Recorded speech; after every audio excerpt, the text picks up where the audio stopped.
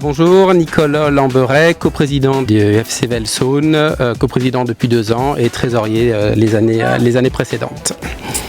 Bonjour, Stéphane Mailleux, donc président depuis 8 ans et depuis ce dernier mandat, donc coprésident avec Nicolas. Bonjour, Bastien Rabuel, donc je suis salarié du FC Velsaune depuis 2 saisons maintenant, en responsabilité des partenariats, réseaux sociaux, gestion des équipements, et j'étais l'entraîneur des U15 cette année qui finit champion de l'Ain et donc qui monte en 15 ans et en 16 ans R2.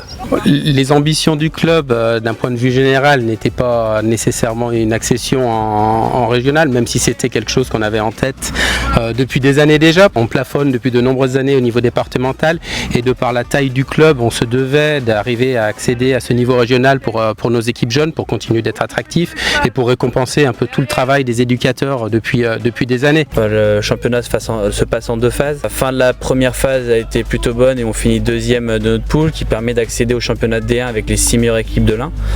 On a navigué entre la 4 et 5e place sur le début de saison et on prend 15 points en gagnant 5 matchs sur les 6 derniers, dont les 3 derniers contre le 1er, 2e et 3e qui fait qu'on s'est offert un dernier match sympa à jouer pour nos jeunes et puis en gagnant 1-0 à Saint-Brice de Bénaud contre Insus, ça nous permet d'accéder au championnat Ligue l'année prochaine et finir champion de l'Ain. Là depuis une saison et demie maintenant, on a mis aussi un cadre de travail chez les U15 particulièrement et qu'on essaie de mettre aussi chez nos U18. C'est le fait de passer de 2 séances par semaine à 3 par semaine. C'est tous les clubs autour qui jouent à ce niveau-là passent par ça. Donc ça a été permis déjà par la communauté de communes qui nous a permis d'avoir un créneau d'entraînement supplémentaire sur le terrain à côté d'Armenveil. Et on a mis différentes choses au sein du club en termes de nombre d'éducateurs. On est 10 éducateurs sur la catégorie.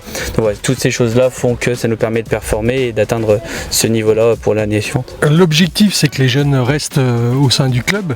Et pour rejoindre ce que disait Bastien, en fait, c'est un travail de longue haleine qui a été œuvré depuis déjà plusieurs années. Une double montée comme ça, en fait, ça implique énormément de changements.